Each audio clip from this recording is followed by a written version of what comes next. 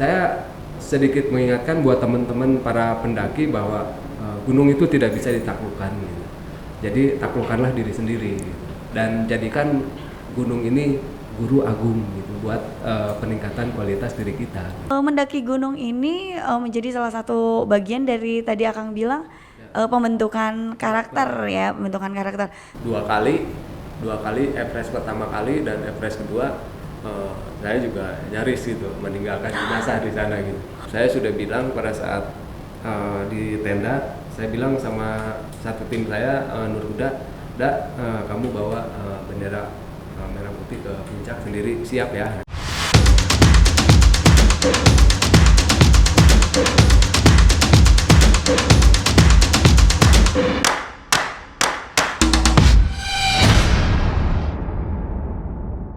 Hai Sobat Ngariung, hari ini bersama Ratu Safira di Ngariung Podcast persembahan dari Telkom Bandung.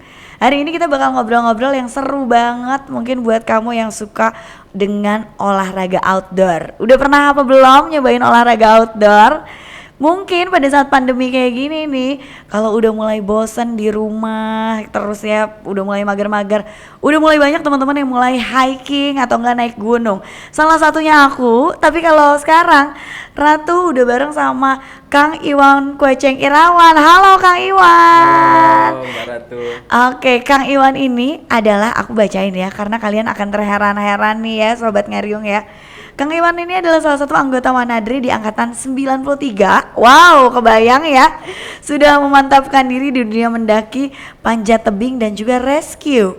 Beberapa kali nih Sobat Ngariung, Kang Iwan ini pernah terlibat di beberapa operasi SAR di gunung, hutan, bencana alam, ekspedisi pemanjatan rintisan tebing kelam, Kartantes di sisi selatan dan juga tergabung dalam ekspedisi Everest Kopassus 1997. Wow, keren banget Kang, Gunung Everest ya berarti ya. Wow, udah kayak gitu juga Kang Iwan ini menjadi Indonesia Seven Summit Expedition di tahun 2010 sampai dengan 2012. Yang sekarang Kang Iwan juga menjadi salah satu tim adventure di Iger Adventure Service and Team, betul ya? Oke, Kang Iwan apa kabar? Luar biasa, alhamdulillah. Luar biasa. Gunung apa nih yang baru banget didaki?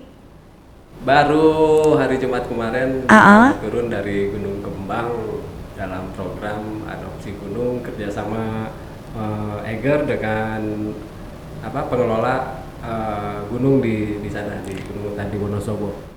Oke. Zero, kalau boleh tahu Zero apa Kang? Zero Waste Mountain. Zero Waste Mountain. Wah, ini menarik sih Sobat Ngariung. Jadi apa nih Zero Waste Mountain? Karena selama ini yang kita tahu kalau Zero Waste berarti sesuatu yang berhubungan dengan sampah dan ini dengan gunung gitu. Ya. Gimana nih Kang? Nah, Zero Waste Mountain itu gunung yang menerapkan peraturan tidak ada sampah. Oke. Sampah, jadi sampah yang mau dibawa ke atas itu didata dan sebisa mungkin bibit-bibit sampah itu kita sudah packing di bawah. Jadi gunung itu betul-betul tidak ada sampah. Oke. Ya, selain itu sampah organik maupun anorganik ataupun sampah yang disebabkan oleh manusia. Gitu. Ini yang jadi salah satu sumber penyakit juga ketika di gunung. Oh gitu ya, emang sih jadi sumber penyakit. Kenapa tuh Kang? Kita nggak tahu. Kalau yang kita tahu kan misalnya naik gunung, bawalah sasetan kopi, bawalah mie instan buat makan gitu. Ya, seperti kita tahu, tinja kita kan itu sumber bakteri. Oh, ketika kita di gunung ya, betul. Dan itu orang udah nggak heran dan ini udah masalah besar di seluruh gunung di Indonesia. Oke. Jadi, selain sampah organik, anorganik, yang tidak kalah penting adalah sampah yang disebabkan oleh manusia itu sendiri, para pendaki. Dibayangkan gunung yang puncaknya segede gitu dihuni oleh banyak ribuan. Ini setiap morning sick, pasti mereka semua itu kebayang itu akan banyak ya seperti apa. Wow, kita baru Oke, ternyata bukan sampah organik dan anorganik, ada varian yang lain sebenarnya ya. Kita baru tahu juga nih Sobat Ngariung ya. Tapi kita akan sedikit flashback dulu nih dengan semua prestasi yang Kang Iwan capai. Gimana sih awalnya mencintai mendaki gunung ini, Kang? Nah ini menarik ya kalau dengar cerita perjalanan saya. Saya itu mulai mendaki pada saat memang saya ini tersesat. Tersesat di gunung atau misalnya tersesat ke jalan jadinya mendaki terus nih, nggak tahu. Tersesat ini arah hidup saya. Oh, oke.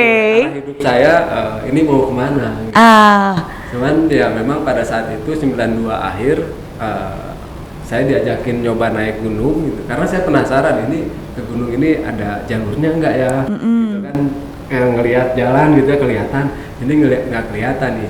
Nyobain lah akhirnya ke Gunung Gede.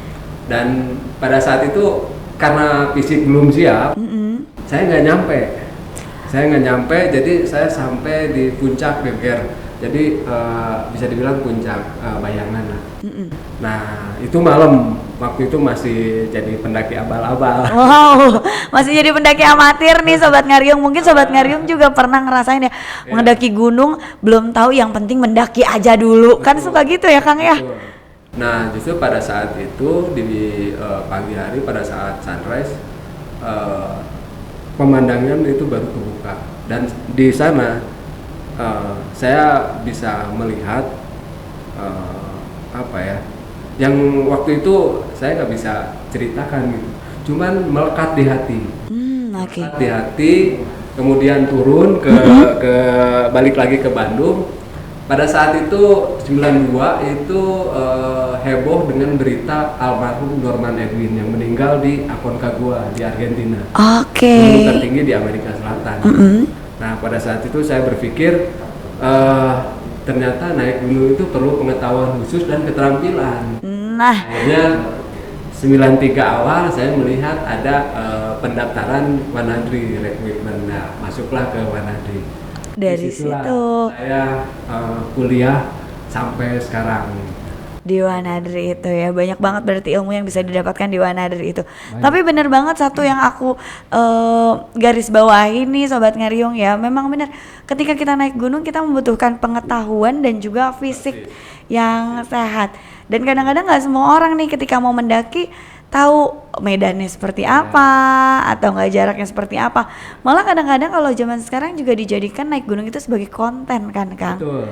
Bener kan, dan itu sebenarnya kita harus waspada ya. Betul. Nah ini yang kita waspadai juga. Membuat konten atau apapun bentuknya, platformnya apa gitu. Tapi selama itu informasi yang memang positif, betul, dan ajakan yang positif, kenapa enggak? Namun yang kita lihat sama-sama kadang-kala yang apalagi tentang mistis ya. Wah, ini nyambung banget nih, seru bener. Tuh naik gunung tiba-tiba bikin kontennya mistis. Ya, terus gimana nih Kang? Iya itu paling laku banget. Iya. Paling laku banget. Bikin follower, engagement, apapun lah itu. Iya. Saya nggak ngerti itu di situ. Nah ini menurut saya ya itu bukan layak konsumsi gitu. Kalau urusan itu kayak kaitannya dengan mistis itu di luar jangkauan kita lah sebagai manusia gitu. Dan kita juga nggak ngerti mau dunia apa, nggak ngerti. Hanya orang-orang tertentu mungkin yang bisa ngelihat. Betul. Tapi orang Indonesia itu paling seneng gitu. Nah kemudian yang konten-konten yang menggiring audiens untuk menunjukkan gambar-gambar yang eksotik atau yang luar biasa gitu. Dari gunung. Ya, di gunung itu sendiri, sehingga mereka nggak memikirkan masalah keselamatan. Itu banget Kang, benar-benar itu karena ingin mengambil angle yang bagus, akhirnya kurang sigap, kurang waspada, sedangkan mereka juga belum tentu tahu medan ataupun membawa guide-nya. Ya itu ya Kang ya. Ya dan ya beberapa katakanlah beberapa influencer mengatakan bahwa ada gunung studio alam kita. nyari duit gitu. Iya. Astagfirullah, saya enggak loh, ini tempat belajar kita, bukan tempat nyari duit. Kalau dari situ kita bisa dapat dari pembelajaran itu, silahkan gitu. Tapi ya kalau attitude-nya bagus, kalau attitude-nya jelek, pada saat kita naik gunung ya. Nah bahkan yang kemarin baru ini, kamu ngapain? Saya tanya, ini aja Kang di TikTok katanya. Pokoknya TikTok tuh paling laku yang unfaedah. Astaga, kita baru dengar nih hal yang kayak gini. Sedangkan sebenarnya kalau kita naik gunung, kita bisa lebih tahu diri kita ataupun teman kita. Karena kalau nggak salah gini ya Kang, ini Akang sebagai pendaki tapi correct me if I'm wrong. Ada yang bilang kayak gini sama saya. Kalau kamu pengen tahu pasangan atau enggak teman kamu yang beneran, ajak deh mereka naik gunung. Nanti kamu tahu sifat orang aslinya kayak apa. Emang betul nggak? Menurut Akang ya, kalau saya sih akhirnya kita bisa mengetahui oh ini orang sabar, loyal, pemarah atau apa tuh beneran pas naik gunung kalau saya. Tapi kalau dari Akang sendiri nih sebagai the real pendaki saya nggak tahu. Persis itu mungkin jadi tips juga ya buat ini ya pasangan yang lagi ini. Cuman ya itu ada yang harus di garis bawahi juga. Memang ketika manusia di bawah tekanan, betul. Kemudian ada pressure yang menimbulkan rasa takut, capek, itu akan keluar. Tapi bukan berarti harus putus kan? Tapi ada juga kan teman saya habis naik gunung 2 minggu kemudian putus. Enggak, itu tuh justru. Tapi harus bisanya sebenarnya bisa menambah ini ya. Betul, saling menguatkan, saling memahami gitu. Wow, filosofinya luar biasa nih. Jadi itulah esensi naik gunung. Kalau saya sama Mbak Ratu naik kata anak lagi PDKT gitu. Kita naik gunung. Wah, udah tahu nih. Ratu kayak begini. Gue mah nggak suka. Tidak, justru harus masuk menjadi bagian daripada yang tidak ada dalam diri Mbak Ratu. Begitu juga Mbak Ratu ke saya. Iya. Saling mengisi. Udah nggak ada tuh pasangan yang yang cocok. Iya, benar. Cocok nggak ya sama cowok lagi ya tuh? Oh, aduh gimana caranya gitu ya? Tapi iya nggak, karena kita juga beda antara perempuan laki-laki punya kelebihan dan kekurangan yang berbeda pada saat naik gunung. Bener kata Kang Wacang ya, kita naik gunung tuh akhirnya di bawah tekanan dan apa yang tidak ada atau apa yang nggak bisa kita bisa selipkan dan masuk, bukan berarti jadinya lebih menjauh atau ninggalin ya. Betul. Wow. Karena itu salah satu esensi dari pendakian. Ada juga yang pendakiannya solo gitu ya. Lalu ya itu mah bukan tipe saya yang solo. Justru saya selalu mencari teman 1 sampai 5 orang gitu ya, untuk mendaki bareng gitu. Untuk melatih yaitu melatih kesabaran, melatih mental. Bukan masalah ya kalau dibilang kondisi medan. Buat saya menghadapi kondisi medan bisa sambil tersenyum-senyum. Tapi menghadapi ketika karakter Mbak Ratu muncul di lapangan, ini harus gimana nih? Approach-nya juga berbeda. Iya, gitu. Cara menyampaikannya juga berbeda gitu. Dan mungkin nggak saya yang menyampaikan, tapi ada teman lain yang menyampaikan. Tuh harusnya gini. Mungkin lebih cocok daripada saya cenderung lebih kasar narasinya, meskipun sama tujuannya pasti baik gitu. Betul. Jadi ya itu esensinya memahami satu sama lain, baik itu teman lama, teman baru, ataupun pasangan. Nah, ada nggak sih sebenarnya nih Kang mindset yang harus dibentuk ketika naik gunung? Mungkin ini juga bisa jadi tips nih buat sobat Ngariung. Karena kan banyak ya tiba-tiba orang naik gunung atau nggak hiking berawalnya di kala pandemi ini karena semuanya serba terbatas. Ada nggak sih mindset yang harus dibentuk? Karena kadang-kadang kita baru setengah udah ngeluh mulu. Nah, gimana nih Kang? Ini menarik gitu yang saya lihat di para pendaki saat ini. Jadi saat ini mereka mendaki gunung hampir rata-rata itu untuk pembuktian diri bahwa dirinya mampu dan dirinya bisa menaklukkan gunung itu. Nah ini tidak salah, hanya mungkin mereka belum paham gitu. Gunung itu nggak bisa ditaklukkan gitu, tapi diri kita lah yang ditaklukkan. Wow, ini dalam banget nih sobat Ngariung. Jadi ketika ada orang berpikir mau menaklukkan gunung, Ya saya sih masih miris karena mereka nggak paham. Justru gunung itu adalah guru agung yang dimana kita bisa belajar banyak di sana. Mau belajar apa di gunung? Mau belajar tentang karakter kita, memahami karakter teman, kemudian kita komunikasi yang baik itu bisa dilakukan di gunung karena semuanya under pressure. Selain itu yang keilmuan juga tentang botani geologi itu bisa kita belajar di sana juga. Betul gitu. Tentang iklim kita bisa melatih perkiraan iklim di gunung. Jadi saya sedikit mengingatkan buat teman-teman para pendaki bahwa gunung itu tidak bisa ditaklukkan gitu. Jadi taklukkanlah diri sendiri gitu. Dan jadikan gunung ini guru agung gitu buat peningkatan kualitas diri kita. Wow, luar biasa banget Sobat Ngariung. Ini langsung loh dapat dari suhunya ya. Kalau kamu jangan sampai menaklukkan gunung tapi taklukkan diri kita sendiri dan ternyata banyak aspek yang bisa kita pelajari ketika kita mendaki gunung kalau kita lihat lebih dalam lagi, ya Kang ya. Dan ini juga jadi satu pertanyaan dari kita-kita juga nih. Latar belakang apa sih yang bikin Kang Kuaceng ini bisa mendaki 7 puncak tertinggi di dunia? Nah, kalau nggak salah dulu juga ini Telkom juga terlibat nih support kita. Oh iya, wow tuh. Thank you. Siapa tahu nanti nextnya lagi ya. Iya.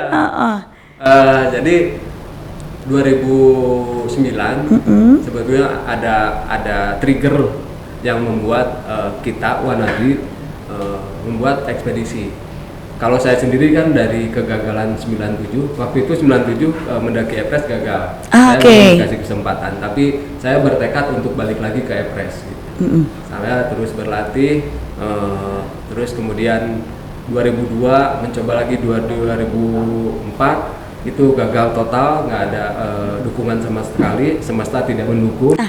Sorry Kang, kenapa nih beberapa kali gagal? Apakah untuk keberangkatan atau nggak udah di sana ternyata ada apa gimana nih? Kalau yang 97 pengalaman. Karena waktu itu saya masih anak bawang. Kalau dulu anak bawang, kalau sekarang anak apa nih, bahaya. terus. Nah 2000 karena dari range waktu 97 itu para pendaki di Indonesia ini juga yang salah satu trigger saya tetap bertekad untuk balik lagi ke Everest gitu. Itu tidak ada para pendaki yang mengikuti atau berekspedisi ke gunung es.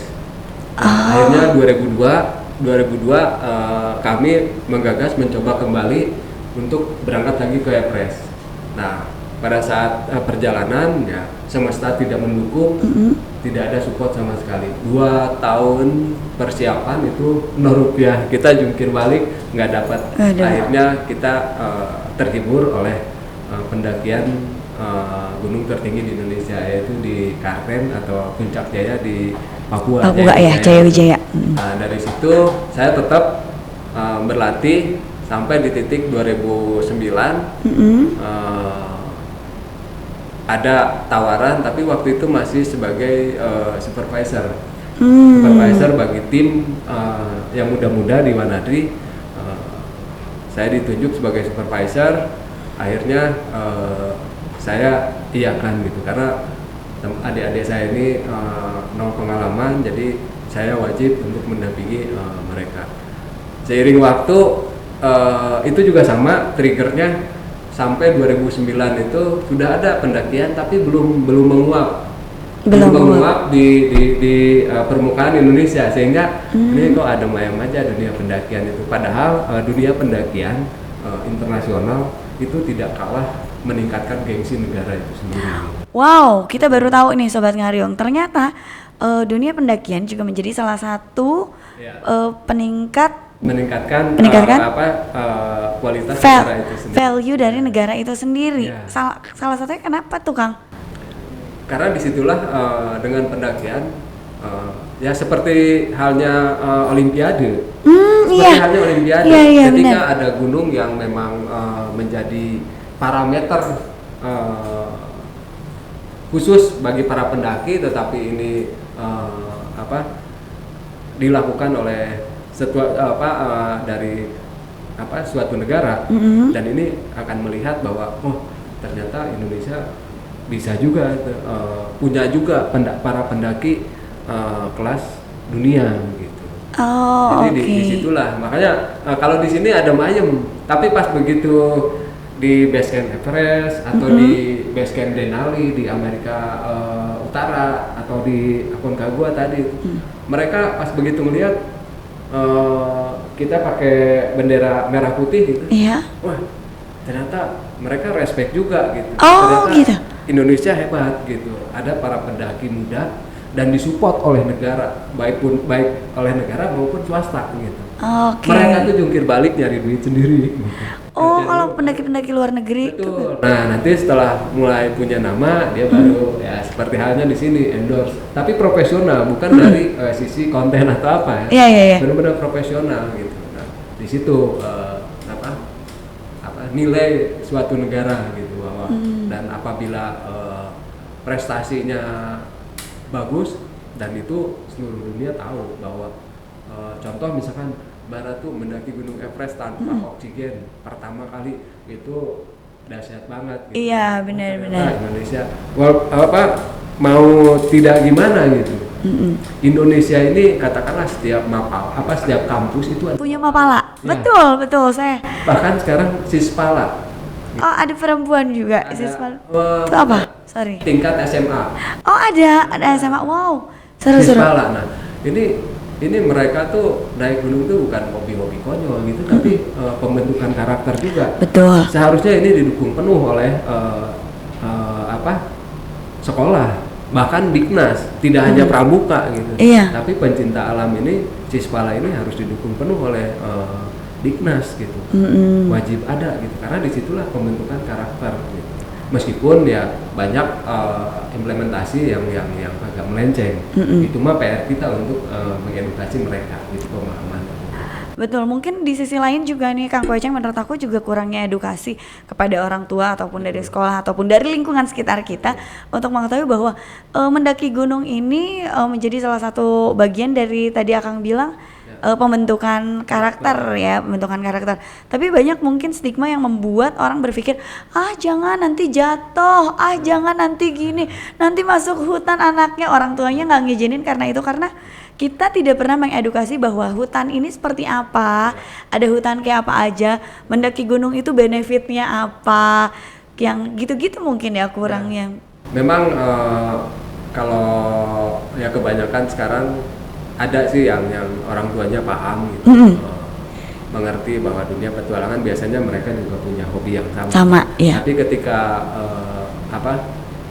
ada orang-orang tua yang ini pertanyaan klasik yang selalu muncul pada saat event-event edukasi, Kang, ini masalahnya di keluarga tidak mendapatkan izin. Iya. Nah, ya berarti PR kita berdua. Kita juga mengedukasi diri, orang tua juga diedukasi. Contoh seperti saya, dulu saya juga sama nggak diizinkan gitu. Apalagi gitu. Saya sakit-sakitan dulu. Waktu SMA itu saya sakit-sakitan, punya asma, punya alergi dingin gitu. Wow. Jadi mulai dari situ saya coba treatment, saya latih, dan saya edukasi orang tua saya. Waktu itu kan seperti yang saya sebutkan, 92 akhir itu berita nasional ya. Iya, ada nasional yang almarhum Didik Samsu sama Norma dari Benanya. Nah, begitu ada buku-buku tentang kegiatan outdoor, saya nggak bilang, mah baca ini, enggak. Saya taruh aja buku-buku contoh seperti buletin, majalah Teras, waktu itu tentang kegiatan betul. Saya taruh di atas meja dan berita-berita operasi SAR gitu. Saya taruh mereka dan akhirnya mereka tahu, jadi ini kamu kesana tuh kegiatan ini bla bla bla bla bla. Oh ya udah, go ahead katanya. Oke, bagus ya triknya ya. Nah, pastikan ya cuman orang tua tetap berpesan kalau memang kamu menyukai dunia ini, geluti dengan sungguh-sungguh. Geluti dengan sungguh-sungguh dan yang tidak kalah penting, nikmati. Wow, yang tidak kalah penting adalah nikmati ya. Itu sih, dan akhirnya terlalu nikmat sampai sekarang ya. Sekarang akhirnya ya ini jadi hidup saya gitu. Oke, karena sangat dinikmati pastinya ada tantangan-tantangan nih. Sobat Ngariung juga pasti pengen tahu apa sih tantangan terberat ketika naik gunung apa dari Kang Koacheng sendiri, sama biasanya kalau naik gunung tuh tantangan paling beratnya. Yang tantangan paling berat tentu kalau kita mau mendaki gunung di luar ya, tantangan terberatnya bagaimana kita menghimpun dana. Oh oke. Kalau keluar negeri ya itu. Seven Summit itu kalkulasi awal itu sekitar 12 miliar. Wow. 12 miliar untuk 6 orang. Tapi ternyata real cost-nya pada saat pelaksanaan ya sekitar 10 lebih lah ya, mau 10 atau lebih, saya juga nggak tahu ininya. Itu tantangan klasiknya. Nah kalau dari kami sendiri, karena biasa kita menjalankan tahapan dan prosedur yang benar. Jadi persiapan, contoh misalkan persiapan buat ke Everest 1 tahun sebelumnya atau bahkan 2 tahun, itu kita latihan dulu peningkatan fisik, peningkatan skill, baik skill mendaki maupun skill pendukung seperti paramedis atau penanganan gawat darurat, dokumentasi itu kita belajar juga mempelajari. Gitu. Kita pelajari juga gitu. Nah, begitu di lapangan, apakah itu bisa menjawab tantangan di lapangan? Tidak. Kita udah belajar nih ya di lapangan, apakah menjawab? Tidak, karena lebih menantang sebenarnya gitu ya. Tentu tantangan di alam ini menjadi tantangan terbesar ya. Dan dua kali Everest pertama kali dan Everest kedua saya juga nyaris gitu meninggalkan jenazah di sana gitu. Yang pertama itu di Camp 3. Tantangannya yaitu tantangannya bukan dari alam tapi tantangan dari kita. Apa tuh tantangan dari kita? Jadi, kayak kita mengendalikan ego kita. Antara ego kita dan nekat itu ya, itu tipis perbandingannya. Gitu ya. Akhirnya ya di situ saya memaksa dan akhirnya harus turun gitu. Dan di sini tantangan terbesar di lapangan gitu. Kita nggak tahu apakah kondisi alam ini layak kita tembus atau tidak. Iya, benar. Jadi ya disitulah esensi juga, salah satu esensi juga di situ ketika ngomongin katakanlah cuaca atau medannya, ya kita berani jujur gitu. Saat ini lebih baik turun dulu gitu. Wow, jadi ternyata tantangan-tantangannya banyak, misalnya dari cuaca, dari medan. Padahal kita sudah mencapai, tapi ya gimana, kita nggak bisa melanjutkan perjalanan karena. Betul. Ya tantangan terbesar tentu itu yang ditimbulkan dari alam itu sendiri. Dan kita nggak bisa lawan. Gitu. Karena kekuatannya besar sekali. Betul, karena tandingannya alam ya. Betul. Kita. Dengan melawan Tuhan itu. Iya dong, tidak mungkin itu ya. Tapi benar, ini juga satu pelajaran sobat Ngariung yang bisa kita dapetin. Benar kalau kata Kang Koacheng tadi bahwa mendaki gunung itu sama dengan membentuk kita konsep diri ya. Nah, konsep diri, pengendalian diri. Karena ya gimana, seberat apapun kita, tekad kita udah berat, udah kuat, ternyata ya alam, ya akhirnya kita pasrah. Hal-hal yang kayak gitu sebenarnya ketika naik gunung tuh kita dapat pelajaran lagi gitu ya Kang. Nah, terakhir yang 2012 kemarin ketika summit attack, itu tuh summit window, waktu dimana kita naik ke puncak. Itu istilah kita summit attack atau summit attempt. Nah pada saat recovery 5 hari sebelum berangkat, saya udah nggak bisa bangun gitu. Saya udah nggak bisa bangun. Karena sakit atau? Sakit. Wow. Jadi saya punya masalah di lambung. Oh oke. Asam lembang ya? Bukan asam lambung. Asam lembang kan naik ke atas Kang. Nah, di situ juga ya itu tadi tidak hanya pasrah tapi udah ikhlas gitu. Jadi saya sudah bilang pada saat di tenda, saya bilang sama satu tim saya Nur Huda, kamu bawa bendera merah putih ke puncak sendiri, siap ya? Mas, jangan ngomong gitu mah, udah nggak usah ngomong itu. Enggak, ini benar, ini gue udah nggak bisa jalan, terus jalan gitu, lu siap-siap aja. Ya udah, masih ada 3 hari, masih ada 4 hari kita buat pemulihan gitu. Ya udah, gue juga berjuang, gue juga nggak mau sakit, dalam arti ya. Gue juga nggak mau mimpi kembali ke Everest belasan tahun, gue juga gagal kali ini gitu. Ya udah, akhirnya saya akhirnya di situ mulai berpikir bahwa ya Allah, kalau memang kamu izinkan, beri saya petunjuk. Tapi kalau Allah tidak izinkan juga, ya beri petunjuk juga gitu, agar apa yang harus saya lakukan gitu. Akhirnya ya seiring waktu, hari kedua, hari ketiga, hari keempat, saya mulai pulih terus gitu. Dan ketika mendaki itu tidak ada tuh yang saya nggak tahu apakah berhasil atau tidak, itu melihat dinding utara itu melihat serem sampai yang jalan gitu ya, saya nggak tahu bisa atau tidak gitu ya. Atau kita harus ada jalan yang tertutup, akhirnya kita harus sedikit memanjat atau turun dulu. Nah itu mengambil dari tenaga cadangan gitu. Gitu. Nah begitu lewat itu nyampe puncak, nah pergunakanlah 30% untuk turun gitu. Karena risiko terbesar pada saat mendaki gunung adalah pada saat turun. Jadi kebanyakan itu dari analisa kasus-kasus di gunung, hampir rata-rata mereka pada saat lengahnya pada saat turun ya. Oke Kang, mungkin bisa dikasih tahu juga nih sama Sobat Ngariung perbedaan dari, karena Akang kan udah Seven Summit, gunung-gunung di luar negeri sama gunung di dalam negeri. Apa bedanya nih gunung di Indonesia sama gunung di luar? Karena tantangannya pasti beda juga kan, Kang? Betul. Ya kalau jelas tantangan gunung di luar negeri itu yang pasti mereka iklimnya iklim subtropis ya, 4 musim gitu. Hanya waktu-waktu tertentu bisa didaki gitu. Kemudian kalau di kita ya all season gitu, kapanpun bisa mendaki, kecuali memang Taman Nasional di kita ada waktu-waktu rehabilitasi. Nah, salah satu perbedaan yang menonjol yaitu dari faktor medannya. Mereka gunung salju, kita tanah biasa atau berhutan gitu. Tapi dua-duanya punya tantangan tersendiri gitu.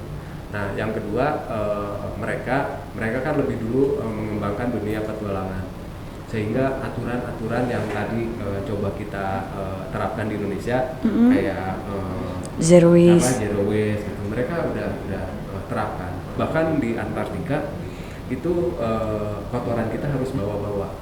Jadi kita buang kotoran kita dalam satu plastik, dan plastik itu harus kita bawa-bawa, nggak boleh ditinggal di lintasan. Jadi kita harus bawa-bawa di sled, alat angkut selain carrier, itu kita bawa sampai turun lagi ke bawah. Di Alaska juga sama, mereka harus buang plastik, dan mereka menerapkan BAB itu dengan clean mountain can. Nah itu sama pada prinsipnya ya. Bawa kayak ember gitu buat BAB, dan plastiknya harus kita bawa turun juga. Mereka udah menerapkan itu. Di kita belum ada aturan, tapi tidak diterapkan dengan baik, sehingga predikat bisa dibilang predikat sementara saat ini Indonesia merupakan gunung-gunung yang memiliki gunung-gunung terkotor. Sedih banget. Ya saya mau ada komplain, mau ada apa silahkan gitu ya. Tapi memang faktanya seperti itu gitu. Bahkan ada pendaki Prancis yang menghabiskan duitnya untuk ngangkut sampah kalau nggak salah di Gunung Rinjani berton-ton, bukan berkilo-kilo ya. Oh my God. Saya nggak tahu persisnya gitu. Saya ini pendaki Prancis, dan ada yang miris juga gitu. Pendaki tenang aja, mendaki gunung di Indonesia itu kalau selama di lintasan ada sampah, berarti itu jalur yang benar. Wow, tapi salah dong kalau mikirnya kayak gitu, karena dia mikirnya ada orang buang sampah gitu. Itu untuk menyentil orang Indonesia, pendaki Indonesia. Oh iya, di sisi lain iya benar. Tenang aja, kalau mendaki di Indonesia itu gampang katanya. Ketika di lintasan pendakian masih menemukan sampah, berarti itu jalur benar. Tapi ketika jalurnya yang dilewati tidak melihat sampah, pastikan itu kamu nyasar. Oh my god. Sedih banget sampai. Yang ngomong itu orang pendaki mancanegara. Pendaki mancanegara. Dan ini bisa jadi concern kita juga nih Sobat Ngariung yang mau mulai mendaki atau sudah sering mendaki. Ternyata sampah tuh bukan acuan untuk menuju jalan yang betul. Ya. Memang mungkin karena itu jalur yang dilewati. Tapi ya kalau boleh kita juga lebih aware sama sekitarnya ya. Lebih sama-sama menjaga untuk gunungnya juga dan menjaga kelestarian dari ekosistem gunung itu sendiri. Ya, betul. Yang perlu teman-teman pendaki ketahui yang ini juga saya diingatkan oleh Sirdar atau kepala Sherpa waktu itu gitu ya. Nah, ini juga saya selalu share ke teman-teman di pendaki bahwa gunung itu bukan hanya tumpukan tanah yang ditumbuhi oleh pohon-pohon, tapi gunung itu hidup. Gunung itu hidup dan perlu kamu ketahui bahwa gunung itu memberi hidup. Bagi seluruh manusia. Betul. Atau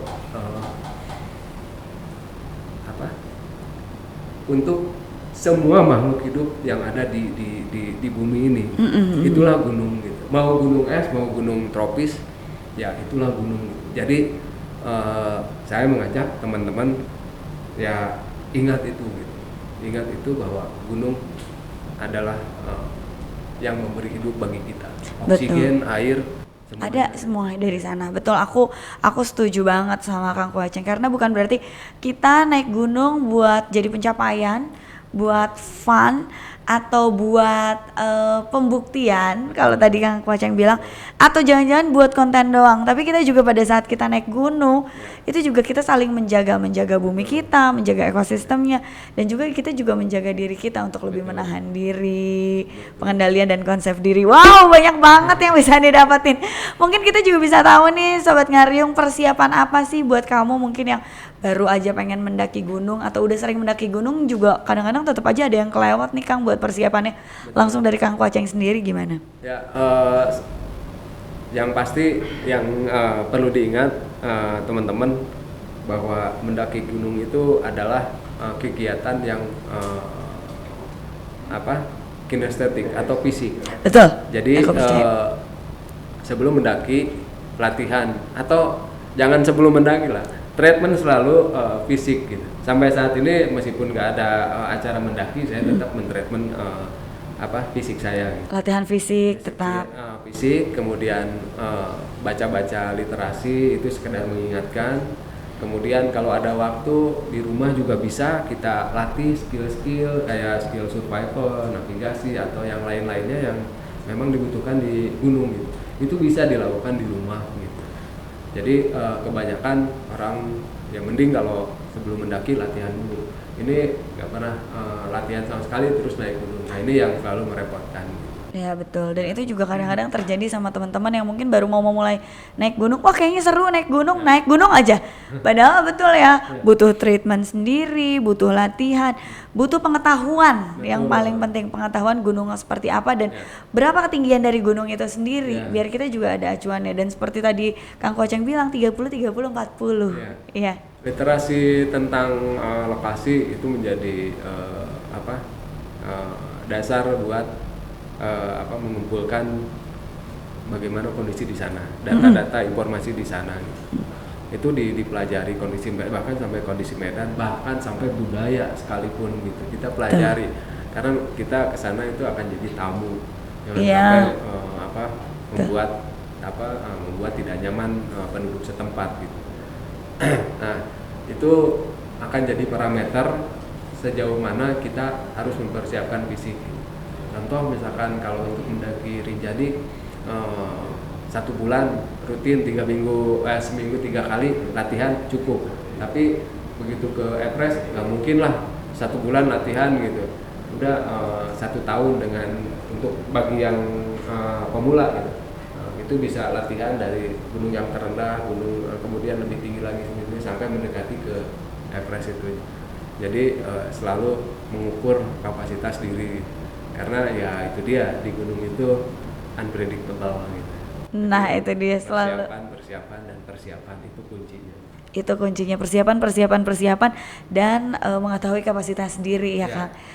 Akang persiapan ke Everest walaupun berkali-kali sudah mau nggak jadi sampai akhirnya benar-benar jadi dan menaklukkan Everest oleh diri sendiri, gimana rasanya sih Kang?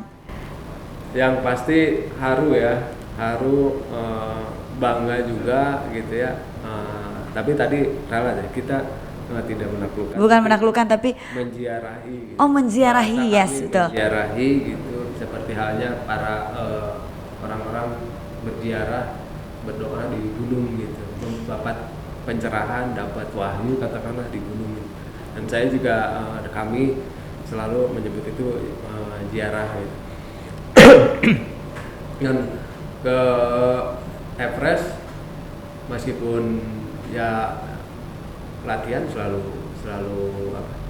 rutin gitu, selalu rutin dan ya nggak ada kata cukup gitu. Iya benar. Walaupun udah pernah terlewati nih Everest, tapi pengen lagi nggak Kang? Ada perasaan kayak gitu nggak? Everest kayaknya sudah, tapi saya pengen mencari Everest yang baru. Wow, nextnya Everest yang baru apa nih pengen? Sebetulnya kemarin 2020 itu kita berencana yang digagas oleh Eger, kita mau mendaki gunung tertinggi di Asia Tenggara. Gunung apa tuh Kang? Gunung Kakaborazi. Kakaborazi di Myanmar. Oh oke. Jadi kenapa kita ambil Kakaborazi? Karena memang gunung itu masih kontroversi. Kenapa kontroversinya? Kontroversinya bahwa belum ada bukti otentik tentang ketinggian si gunung itu. Oh, tapi kalau belum ada bukti otentik, apakah jalurnya juga udah ada? Apa belum? Jalurnya pernah didaki oleh pendaki Jepang, Ozaki. Itu 96, saya lupa 96, 94 ya. 96 kalau di nggak sekitar salah, itu ya. Dia mendaki 2 kali, bahkan dia ditemani oleh pendaki lokal sana. Sudah nyampe puncak. Baik. Jurnalnya ada, jurnal perjalanan dia. Tetapi bukti ketinggian di atas, contoh misalkan ada GPS atau alat lain yang menunjukkan bahwa gunung ini ketinggiannya sekian. Berapa? Di foto, ya tidak ada gitu. Jadi masih kontroversi karena tidak lama dari situ ada pendaki gabungan yang mendaki gunung di sebelahnya, gunung Gamlang atau Gamlang Raji. Gamlang Raji itu mereka mengklaim bahwa itu gunung tertinggi di Asia Tenggara. Oh oke. Jadi misinya itu tadinya mau untuk membuktikan apakah yang sebelahnya yang lebih tinggi atau Kakaborazinya nih yang lebih tinggi ya. Kita coba dari ini dan tim dari National Geographic itu yang 2014 gitu. 2014 itu gagal dan tim pendaki Jepang juga yang salah satu guide kita di Everest, dia juga gagal, belum bisa membuktikan gitu. Nah kita pengen coba juga gitu. Bahkan yang salah satu anggota tim dari National Geographic kontak-kontakan dengan kita, pengen gabung dengan kita. Wow, seru banget ya, jadi satu kebanggaan juga ya Kang ya. Nah disitulah gitu kan, bisa dibayangkan. Iya. Ketika kita mendaki gunung yang memang jadi sasaran internasional, mereka berlomba-lomba untuk gabung. Gitu. Wah seru banget sih. Tapi ini tuh tertunda karena pandemi berarti. Tapi ini menjadi satu proyek yang mungkin masih akan berlangsung. Betul. 2019 kita udah latihan di New Zealand. Oke. New Zealand karena kita dari berbagai organisasi, kita coba latihan di New Zealand untuk penyamaan persepsi, skill maupun fisik di sana. Setelah itu pulang ke Indonesia atau ke Bandung, kita latihan lagi di Gunung Raung di Jawa Timur. Nah, pada proses persiapan itu di Gunung Raung kita udah dengar nih Cina lockdown apaan? Itu virus COVID karena gitu. Nah kita masih asik latihan di Gunung Raung. Begitu pulang dari Raung Januari kita udah siap-siap cari tiket ke Myanmar karena mau survei awal. Kemudian nggak lama kemudian masuk Februari pemerintah mulai ini rame dan memutuskan tanggal berapa ya? 3 atau 2? 16 Maret kalau nggak salah kita mulai lockdown pertama kalau di sini. Indonesia PSBB bukan lockdown. Oh iya PSBB benar. PSBB gitu. Ya udah lemes deh. Nggak jadi deh gitu. Kita tetap masih latihan karena masih berharap bahwa pandemi ini hanya temporer dan waktunya sebentar. Betul. Tapi ternyata sekarang aja belum selesai. Tapi kami tim masih tetap punya tekad untuk mendaki Kabur Haji. Karena dari beberapa anggota tim yang memang satu frekuensi gitu. Iya. Ya, apalagi yang bisa diberikan untuk negara. Iya betul, karena itu juga tercatat ya. Apalagi saya juga baru tahu nih Sobat Ngaryong kalau mendaki gunung itu akhirnya ada jurnalnya juga ya. Bukan hanya kita penelitian biasa, ternyata mendaki gunung juga ada jurnalnya. Apalagi kalau kita menemukan ketinggian-ketinggian gunung. Yang di Aceh itu, teman-teman yang di Aceh itu mencatat semuanya. Oh gitu kan? Kan mereka Aceh Tracker namanya komunitasnya. Dan mereka selalu mengajak teman-teman di Jawa untuk mendaki di sana, memetakan gitu jalur-jalur di sana gitu. Saya senang banget gitu dengan teman-teman di Aceh meskipun jauh di sana gitu, tapi mereka melakukan itu pendataan pendakian untuk kemudahan informasi gitu. Iya betul. Wow keren ya ternyata. Dan mungkin ini juga bisa jadi satu pesan nih Kang buat teman-teman Sobat Ngaryong, kalau pandemi kayak gini yang paling aman untuk mendaki itu seperti apa nih Kang? Sebetulnya ya kita harus ikutin aturan prokes pemerintah gitu. Karena itu udah jadi syarat administrasi. Ini yang ini tenang aja, banyak juga tenang aja di gunung nggak ada COVID. Ya, iya kadang-kadang suka pada ngomong gitu tuh Kang. Tapi kamu kan dari kota itu datang ke satu daerah ke kampung, apakah kamu reaktif atau positif atau tidak, bahkan OTG gitu. Kasihan yang di sana gitu. Makanya ya harus ngikutin protokol kesehatan gitu. Kita swab antigen dulu atau PCR. Nah sekarang udah murah ya. Iya dong, bisa lah sebelumnya. Udah murah gitu dan ya pastikan kita juga tertib gitu. Kalau kita udah yakin lingkungan kita udah tertib, disiplin, ya insya Allah lah kita juga nggak bawa meskipun sudah di swab ataupun PCR, insya Allah lah kita juga nggak bawa penyakit buat masyarakat yang ada di kaki gunung. Betul. Banyak yang sepuh-sepuh. Tapi pada dasarnya mereka itu karena sebetulnya tidak usah khawatir, tapi tetap waspada. Mereka tuh orang-orang aktif. Iya. Yang imunnya selalu terjaga dengan baik gitu. Nggak seperti kita yang di kota gitu. Makan juga fast food semua. Gitu. Nah, nggak tahu siklus hidup kita, istirahat, makan itu dicipil, kita sendiri yang riskan. Gitu. Betul. Oke, berarti Sobat Ngaryong udah dapat ya tipsnya ya. Tapi sebelum kita dapat pesan yang lebih berarti lagi, lebih bermakna lagi dari Kang Iwan Kweaceng, kita mau main dulu nih Kang ya. Ada satu games yang udah dibikinin sama teman-teman Telkom. Ini gamesnya tinggal jawab cepet-cepetan aja Kang ya. Tinggal pilih salah satu, aku bakal bacain gamesnya ya Kang ya. Siap-siap. Ini game buat saya? Iya dong, masa buat saya atau nggak buat teman-teman? Oke, buat teman-teman, buat Kang Kweaceng ya. Hadiahnya ucapan selamat dari kita tentunya ya. Sama kita doakan secepat mungkin Kang Iwan bisa ke gunung apa tuh tadi yang di Myanmar? Kabur Haji. Kabur Haji. Ya, kita langsung mulai aja gamesnya. Siap-siap memilih naik gunung atau turun gunung? 1, 2, 3, head. Naik turun. Wah ini nih, sukanya naik turun. Karena kalau nggak naik doang nggak bisa turun, bahaya kan Kang ya. Oke, sunrise atau sunset? Dua-duanya dong. Kenapa? Kamu pilih salah satu dong. Coba sekali lagi ya, sunrise atau sunset? Sunrise. Kenapa? Karena selalu ada di gunung ya. Yeah. Oke. Itu semangat selalu menjaga semangat. Gitu. Iya, benar-benar ya. Apalagi ngedaki pagi-pagi. Kita siap-siap lagi pakai kemeja atau pakai kaos. Kaos. Iya, kenapa coba pakai kaos? Simpel aja, taktis, praktis. Wow, ini beneran ini ya kinestetik taktis gitu yang cepat. Oke, kangen atau dikangenin? Kangen aja lah. Aduh, ternyata di balik Kang Kueceng ini Melo dalamnya kangen naik gunung lagi Ya, gitu kan pasti. ya. Oke, musik atau video? Musik. Kenapa? Ya, musik bisa didengar dimanapun.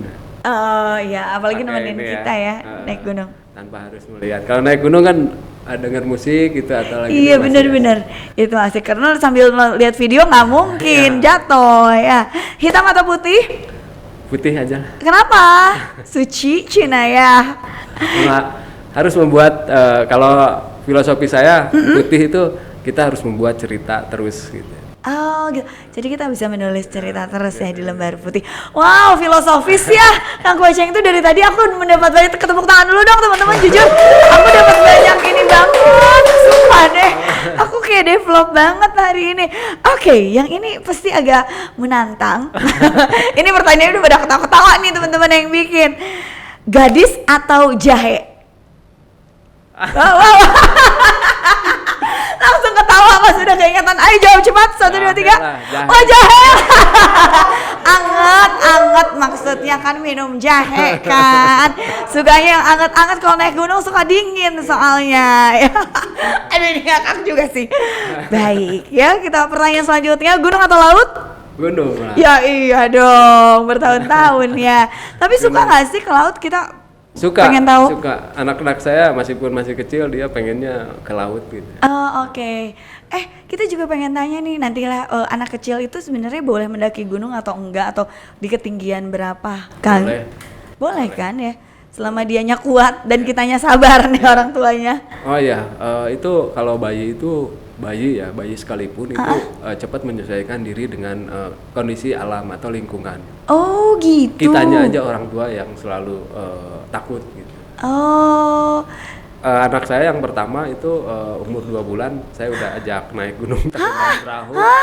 Naik ke Gunung Tangkuban Perahu, tadinya mau camping di sana tapi sama petugas disuruh turun, akhirnya camping di bawah aja di Ciater. Wow, ternyata ya. 2 bulan gitu. 8 bulan 6 bulan saya coba naik gunung tapi tetap masih digendong, belum bisa jalan. Ya mereka justru senang di gunung gitu. Apalagi alam, ya benar deh. Ya apa ya, membawa energi positif juga buat. Iya, energi positif, dan kita juga banyak menyerap ion negatif dari hutan ya. Dan ion negatif itu sebenarnya kita butuhkan loh Sobat Ngaryong. Kadang kita nggak tahu, kadang kita mikirnya yang negatif jelek, padahal ion negatif itu kita butuhkan karena kita terlalu banyak ion positif yang diserap ya. Wow, kenapa jadi ini jadi serius banget? Kita masih di pertanyaan ya Kang, masih ada 2 lagi ya. Panjat tebing atau mendaki gunung? Wah ini nih. Manjat lah. Manjat? Kenapa? Kok berbeda? Ya manjat itu untuk mendaki. Betul juga ya, nggak kepikiran. Maaf, ini aku yang nggak kepikiran Sobat Ngaryong ya. Dan pertanyaan terakhir, wow ini agak menjebak lagi. 2 anak cukup atau 2 istri cukup? 2 anak lah. Satu aja liar, apalagi 2 ya. Kantongnya banyak, dapurnya banyak. Oke, pertanyaan gamesnya udah. Kita masih ada 1 pertanyaan lagi nih. Ada 2 deh pertanyaannya. 1 tadi kita belum sempat ngobrolin tentang SAR. Mungkin Sobat Ngaryong juga pengen tahu nih tentang penyelamatan Kang Kueceng ini, menyelamatkan orang-orang di gunung, SAR. Itu kayak gimana sih Kang? Atau enggak mungkin ada hal yang memang pernah dilewatin yang rasanya untuk melakukan penyelamatan itu riskan sekali? Betul. Ya kalau saya biasa terjun di operasi SAR pendaki hilang di gunung. Wow. Kalau bencana itu sekarang udah banyak lah ya, karena lokasinya udah udah bisa terprediksi gitu. Nah yang biasa saya lakukan adalah operasi SAR di gunung, dan seorang tim SAR itu harus memiliki kapasitas fisik, skill, pengetahuan yang tinggi gitu. Karena mereka tidak hanya menyelamatkan orang, tapi mereka juga harus bisa menyelamatkan diri sendiri. Jadi tim SAR itu katakanlah kapasitas fisik pengetahuannya tuh ada di paling atas gitu. Okay. Pendaki di sini, tim SAR itu di atasnya. Ya, apakah itu juga jaminan untuk keberhasilan suatu operasi SAR? Tidak juga. Okay. Tergantung bagaimana kita menganalisa dan menerapkan diri kita. Nah, kenapa saya sampaikan seperti itu? Ketika ada operasi SAR hilang di gunung, ada orang hilang di gunung, hampir rata-rata operasi SAR itu berpikir tentang dirinya, bukan berpikir dia tentang dirinya sebagai tim SAR. Okay. Tapi berpikirlah bahwa dia itu survivor atau orang yang hilang. Okay. Karena ketika kita berpikir sebagai tim SAR, dia akan banyak berpikir, oh ini tidak mungkin. Sementara survivor itu banyak melakukan hal-hal yang tidak mungkin. Makanya di mereka rata-rata ditemukan di lintasan-lintasan yang tidak masuk akal. Gitu. Karena pada saat itu mereka kan dalam tekanan psikologis, antara lain takut, lapar, dingin, lelah gitu. Iya. Mereka kadang-kadang begitu turun 15 meter aja harus balik lagi ke titik awal, mereka udah malas, udah terus aja. Nah disitulah masuk survivor biasanya terjebak gitu.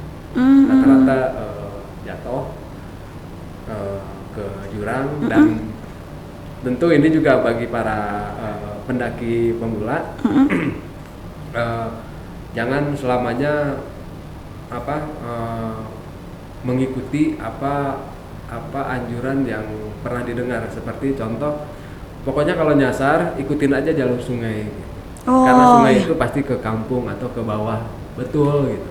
Tapi harus diketahui juga bahwa di sungai itu selalu ada patahan, bisa berupa air terjun atau mungkin patahan kering gitu ya. Dan di situ juga banyak, terutama yang di Semeru itu udah pasti juga ke sana gitu.